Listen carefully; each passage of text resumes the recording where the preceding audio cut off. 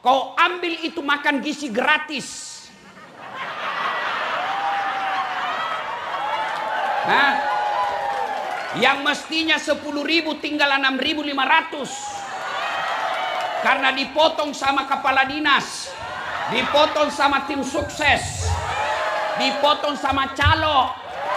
Akhirnya yang makan anak tak makanan basi. Ini yang begini, kau bisa lolos tahun ini, kau bisa lolos 10 tahun. Tapi begitu kau tidak ada jabatan baru diperiksa, masuk penjara. Apa itu nikmat?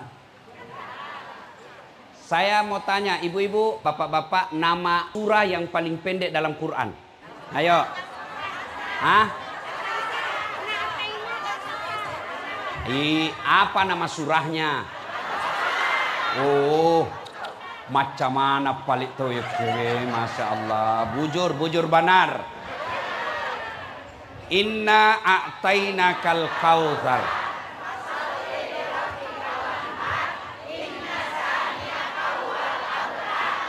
Itu ayat kita hafal, tapi ternyata dia kena diri kita. Ya. Hikmah ayat ini ayat pendek, surah paling pendek. Kenapa? Karena apa yang dijelaskan itu pendek kita miliki. Pertama, inna a'tainakal kautsar. Itu Allah Muhammad kasih kau nikmat sangat banyak. Haji Nasir, Masya Allah, saya baru masuk rumahnya tadi. Saya bilang orang Bugis memang ini. Masya Allah. Makin saya masuk, dia kasih kenal lagi saya. Ini biniku yang kedua. Masya Allah.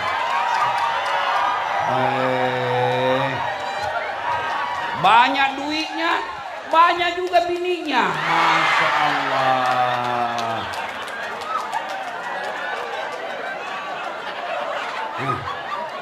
Hebatnya lagi, akur. Dan dengar ibu-ibu ini dua ini, yang satu dua, Nabi sudah janjikan surga. Masya Allah. Sudah surga di dunia, rumahnya mewah, banyak uangnya, insya Allah masuk surga lagi. Daripada kita yang cuma ngontrak-ngontrak, suami jelek, istri penenakal, satu lagi. Masya Allah. Oke. Prof Jaya, saya mau tanya Ki. Kira-kira kalau Allah kasih Ki harta yang lebih banyak dari ini, istri 4, nah, istri 4, umpama, jantung mah kitaku sekali, Prof.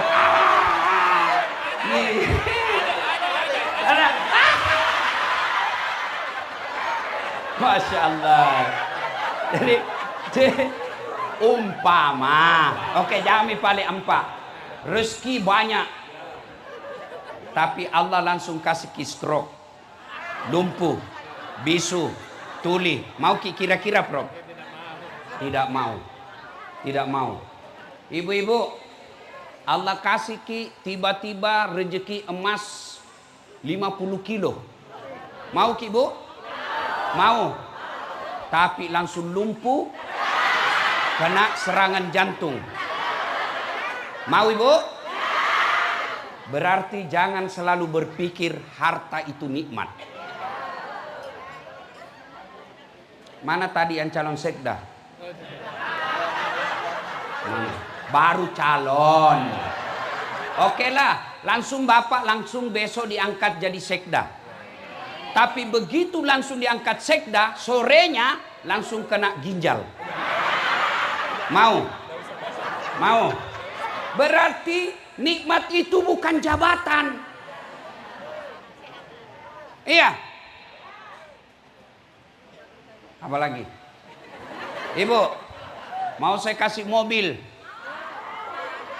Mau? Mau? Tapi begitu pegang kuncinya, langsung lumpuh, tidak bisa bergerak. Mau? Mau? Berarti tapahangi madeceng. Tapa kesingi pahatta. Ya roesengnya nikmat. Tenia duit bawang. Ya roeseng nikmat. Tenia waramparap bawang. Tapi nikmat paling berharga. Afiat. Sehat. Itu Haji Anas. Jago dulu itu jago. Tapi ma pamulatoni na kenal asa. Iya tuh Haji? Iya. Saya pernah sakit ibu. 6 bulan tidak bisa ceramah. Ternyata nikmat itu sehat. Apa cukup itu nikmat sehat? Mata bisa melihat, kaki bisa berjalan, mulut bisa bicara. Apa cukup? Tidak. Nikmat yang paling mahal iman. Tepuk. Meleki oleh contoh. Ada orang paling kaya. Sampai sekarang kekayaannya masih dicari di Mesir. Tinggi jabatannya. Jabatannya raja. Istananya dilapisi dengan emas. Bininya banyak. Kenapa kan ibu-ibu nah sensitif sekali? Bu, dengar baik-baik. Biar mau suamimu kawin sampai 10 kali, kalau Allah tidak kasih jodoh, tidak jalan. Ini mau sekali saya punya istri 5, tapi tidak dikasih Allah. Kenapa? Mamanya cek berdoa. Ya Allah, cukuplah saya istrinya dah saat latih. Selesai. Nah biar kau periksa HP-nya suamimu. Kalau Allah kasih jodoh, tidak ada gunanya kau awasi HP-nya. Apa gunanya kau HP-nya? Apa gunanya kau awasi HP-nya? Hah? Apa tujuanmu kau awasi HP-nya? Kau periksa HP-nya, nah kasih kau 1, 2 nah sembunyi di mobilnya. Kenapa kau tahu? Saya pelakunya.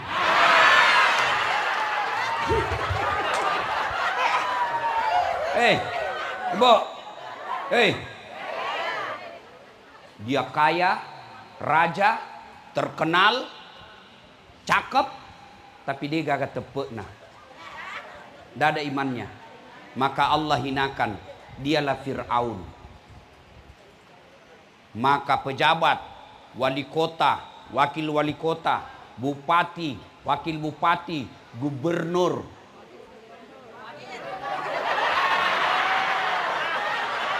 presiden, wakil presiden yang sombong, angkuh, menyalahgunakan jabatan, nanti dikumpul sama Fir'aun di neraka. Bukan. Saya tidak sebut tadi, Oh ini orang baik Pak. Meskipun beliau bukan Bugis, tapi dihadiri acara. Daripada pejabat Bugis tidak datang sama kita. Ya toh? Masya Allah. Bu, berarti maka Allah katakan inna a'tainakal kausar megalade pak bereku lawaleko. Kenapa kita miskin?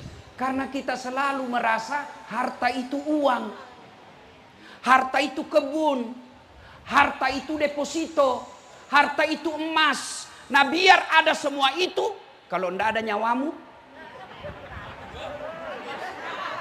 tamak kok.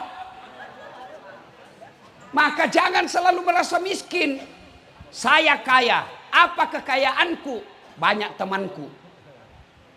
Meskipun saya tidak banyak duit, tapi banyak temanku. Temanku banyak uangnya. Bujur kalau? Bujur. Ada Haji Anas. Ada Haji Nasir. Ada masalah Haji? Gampang Ustaz, transfer. Contoh gini. Nggak tahu nanti ada betulkah? Iya toh. Maka nikmat itu bisa berupa teman. Nikmat itu bisa berupa waktu. Nikmat itu paling banyak sehat.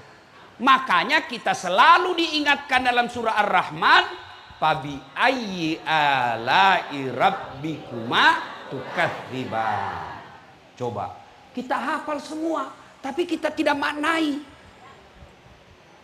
Maka ibu-ibu, kenapa banyak terlilit pinjol? Kenapa terlalu banyak orang banyak utangnya? Bukan karena tidak ada nikmat Allah kasih, tapi karena selera hidupnya yang terlalu tinggi. Betul-betul kau semua ini kepelakuan.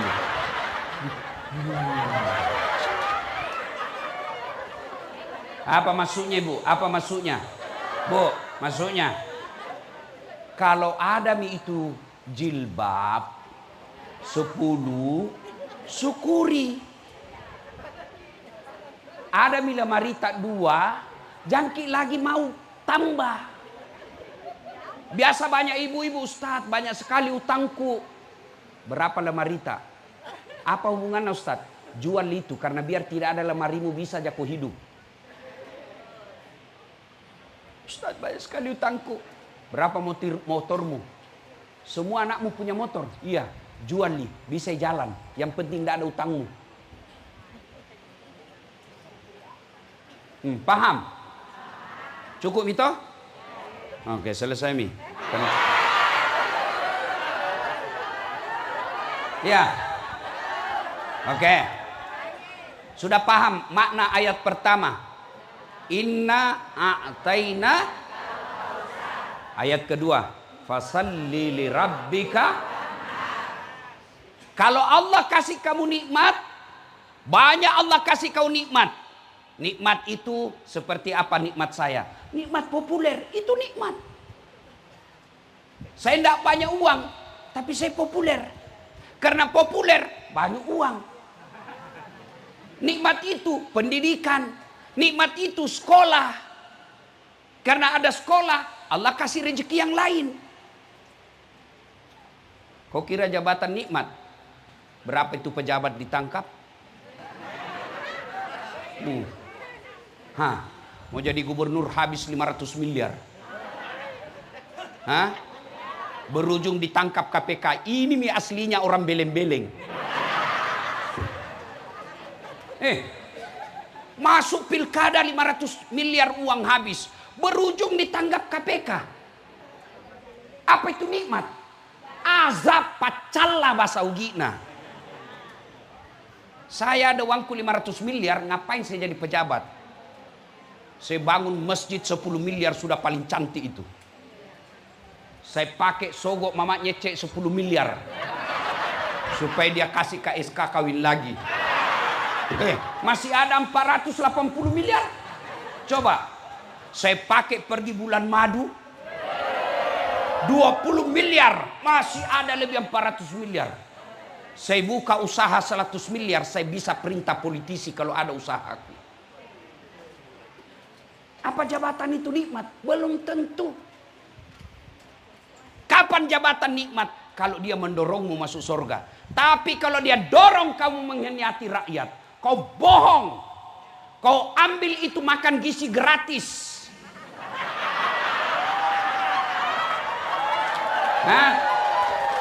Yang mestinya 10.000 tinggal 6.500. Karena dipotong sama kepala dinas. Dipotong sama tim sukses. Dipotong sama calo. Akhirnya yang makan anak tak makanan basi. Ini yang begini. Kau bisa lolos tahun ini. Kau bisa lolos 10 tahun.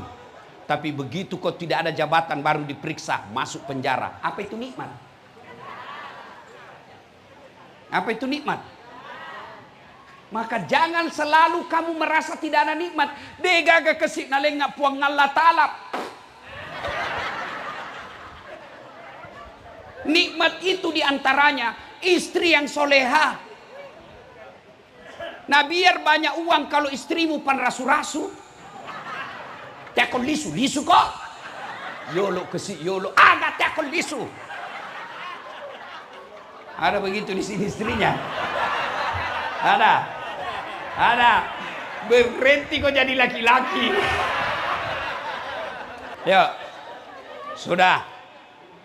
Maka ibu-ibu, jangan selalu merasa miskin. Jangan selalu merasa de gaga pamasena puangi, de gaga nalengak pungala tala.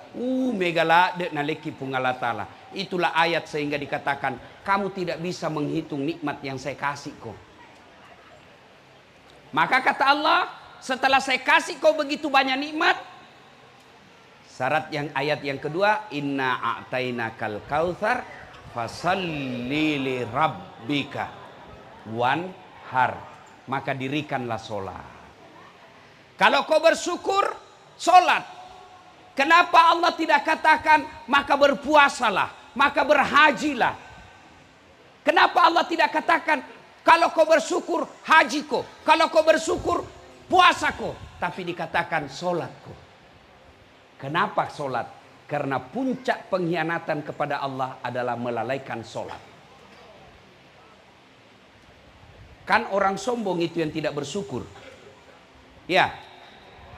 Takap borok nasa ngogi tode namelok sukuru. Takap borok nama sana. Sombong namanya. Ibu-ibu, apa itu sombong? Hah? Pakai barang mahal? Belum tentu. Kalau istri pertama dan istri keduanya Haji Nasir pakai emas, sombong? Belum, karena memang ada emasnya. Hah? Pak Haji Nasir pakai berlian, sombong? Belum tentu. Dan lek na tahu kapan dia sombong? Kalau naremehkan orang lain. Itu baru sombong. Nah, saya kasih lagi contoh. Orang yang tidak sholat itu, itulah puncaknya orang yang paling sombong di hadapan Allah. Kasih contoh nah. Saya bercanda sama Pak Wagub. Ya, saya dorong pantatnya masih senyum. Ya toh? Saya dorong perutnya masih ketawa. Tapi coba bedek dorong kepalana. Mana ajudannya ini? Dorong bedek kepalana gubernur. Dorong bedek.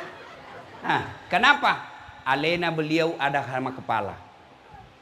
Yang mulia itu ada sama kepala. Sebaliknya, anggota tubuh paling hina kaki. Ya kan? Kaki. Pak Gubernur kasih saya honor. Tapi pakai kaki. 100 juta. Dasat. Orang Bugis kok kasih begitu.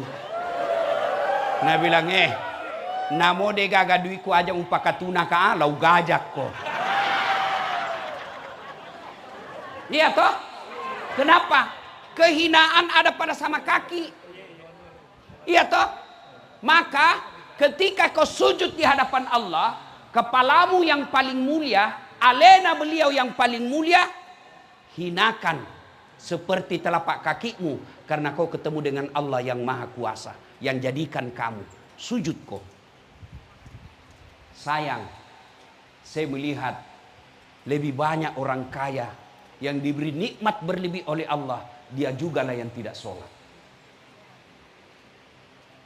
Tapi kalau orang kaya tidak sholat Pak, orang masih bilang, iya tahu wah. Makesi bulana, makesi ngotona, 2 benena, mega tokona, namotode nama sampaja tapi linona tahu na runtuk nih. Iya toh? Ikotona la cundekke. Deto gaga jamamu, mak kontrak tomo, mega topa indremu. Majak topa tapamu, si ditomi benemu, depan masam pajak. Ya, Masya Allah. Bu, Pak, enaknya itu kalau suruh rumah bawa, mewah, istri 2. Akur lagi, Masya Allah. Itu pamasi ya Pak. Tidak semua orang bisa. Tapi ada lebih jago lagi dari Haji Nasir. Itu Pak Idris. Wah, 4 bininya itu. Masya Allah. Lebih jago lagi. Dan rukun. Akur. Banyak orang saya tengok, banyak istrinya, tapi saling menyerang. Ini biasa ulang tahun bininya, satu meja dia. Bah, saya bilang tanya sembarang itu. Engkau tahu pakai na ye Pak. Masya Allah. Makanya dia akrab sama Haji Nasir. Sama ilmunya Pak. Bu. Tak dampang mana nggak di? Maafkan saya. Kira-kira ibu-ibu yang hadir ini sudah tidak ada di bawah 50 tahun. Ya toh? Kalau masih ada paling 1-2 orang. 50 tahun ke atas, saya tidak terlalu yakin masih nak kasih ke Tuhan 2 kali lipatnya itu murtad. Paling lama 20 tahun lagi nak kasih ki. Iya toh? Iya. Nah semua ini ditinggal. Harta ditinggal. Istri ditinggal. Suami ditinggal. Kalau masuk maki kubur bu, maka sholatlah yang menolong. Maka saya heran kalau ada orang sudah tua, masih juga tidak sholat. Agapi mutajang. Nama bau tanah nojek tuh. Sudah muka-muka sakaratil maut. Masih juga tidak sholat. Itulah yang disebut kaswatul qalbi. Maka doati, keras hati. Maka ketika Allah kasih kamu nikmat. Nikmat jabatan, nikmat harta, nikmat populer, nikmat ilmu, nikmat teman. Maka Allah tidak melarangmu menikmati itu. Allah cuma minta syukuri. Cara syukuri, perbaiki sholatmu. Yang kedua, berkurbanlah. Maka robako. Dalam ayat ini bukan sekedar tafsir potong binatang, tapi saya meluaskannya, bersedekahlah. Ini ibu-ibu di depan banyak semua warna ini. Banyak emas berliannya. Lihat ibu, ibu, ini yang banyak semua emasnya. Kira-kira kalau meninggal siapa pakai itu emas tak? Siapa pakai kira-kira itu? Anak. Istri kedua.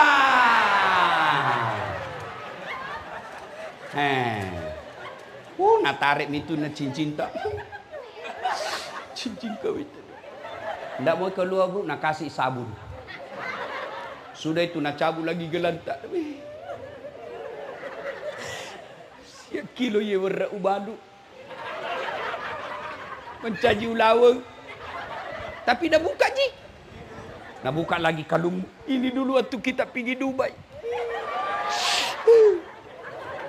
Terakhir gigi palsu juga dah buka. Ya toh ibu? Nah simpan di lemari. 3 bulan kemudian ketemu janda. Lah bekoh. Itu emasmu. Nah kasih kembali janda iya. Apa nak bilang ambil mini dek mati mi yang punya. Maka ibu, Allah tidak larang kita pakai emas. Allah tidak larang kita pakai berlian. Allah cuma minta ingat tongko sedekah. Ingat sedekah. Istrina Haji Nasir yang kaya-kaya.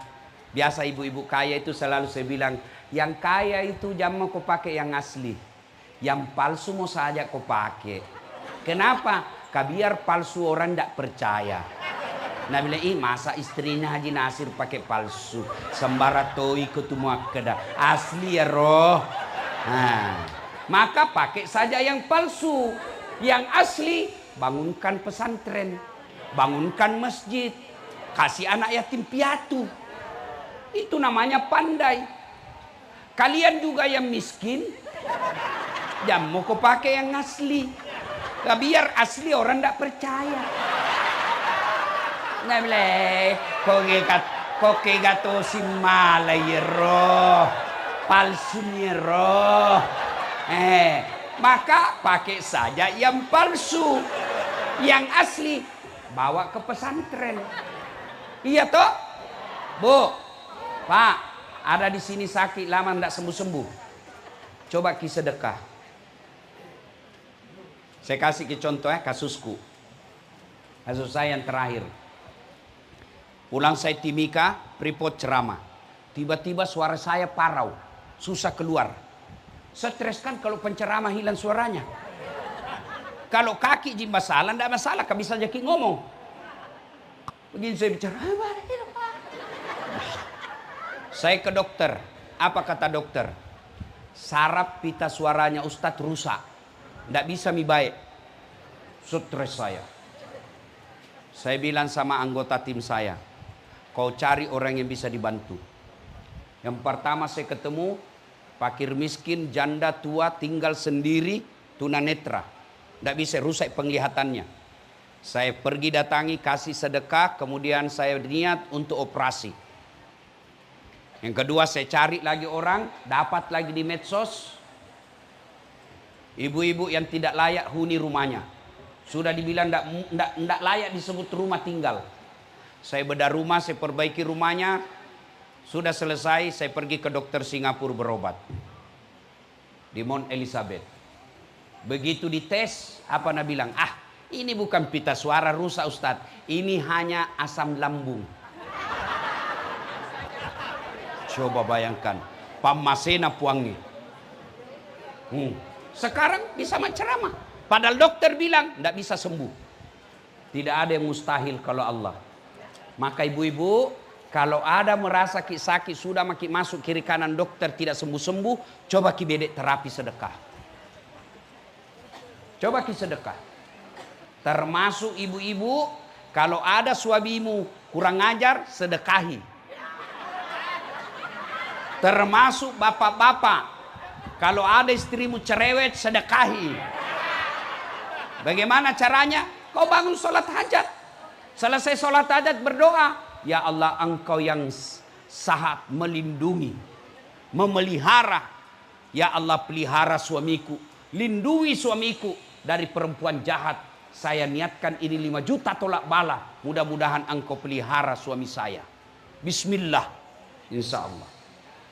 Yang jadi masalah kalau suaminya juga bangun sholat hajat. Ya Allah, capek sudah saya lihat istri saya, Allah. Ini ada uangku 5 juta ya Allah.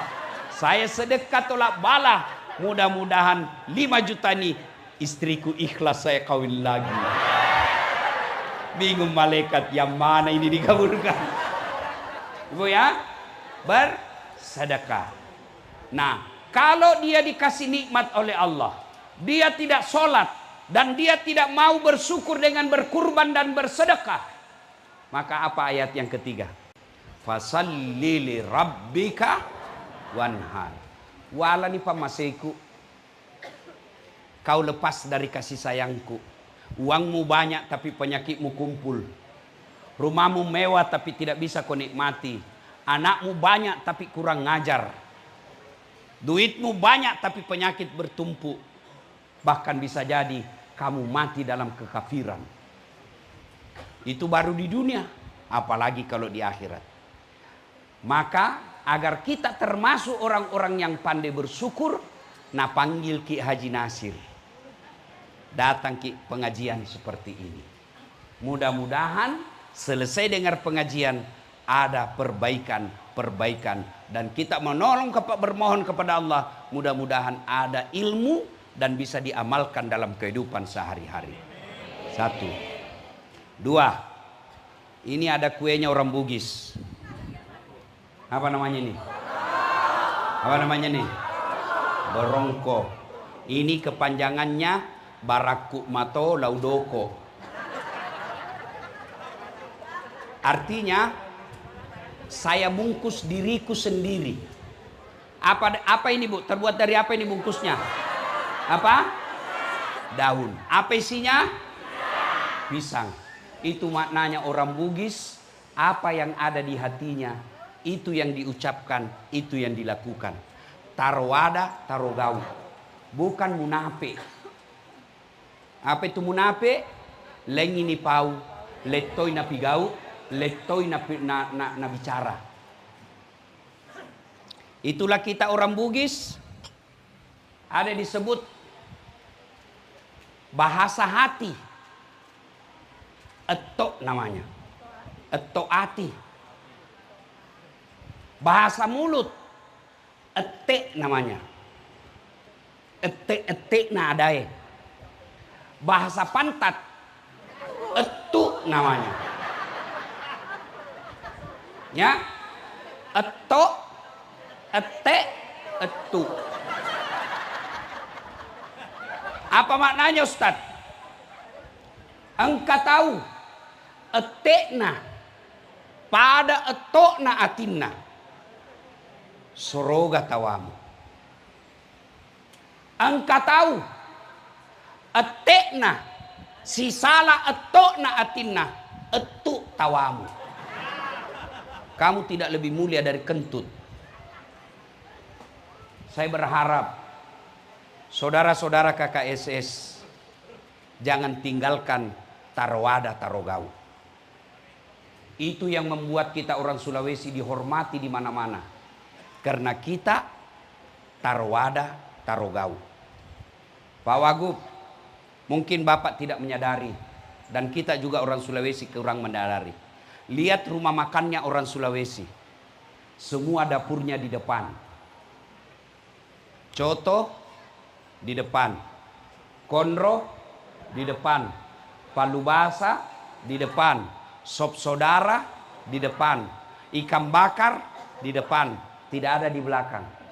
Artinya itu orang Bugis. Dia sajikan kamu, dia tidak pakai rahasia. Apalagi itu orang Bugis. Lihat itu orang Bugis. Di mana alat senjatanya? Sini. Apa namanya? Orang Makassar bilang badi, bukan keris. Keris itu orang Jawa. Orang Bugis bilang tepi. Ada juga bilang kawali. Orang Makassar bilang badi. Coba lihat struktur alat senjatanya orang Bugis Makassar. Tidak bengkok. Dia lurus. Itu artinya kata-katanya tidak bengkok-bengkok. Itulah sebabnya orang Bugis dalam tutur bahasa tidak mengenal pantun. Makanya salah-salah tadi berpantun.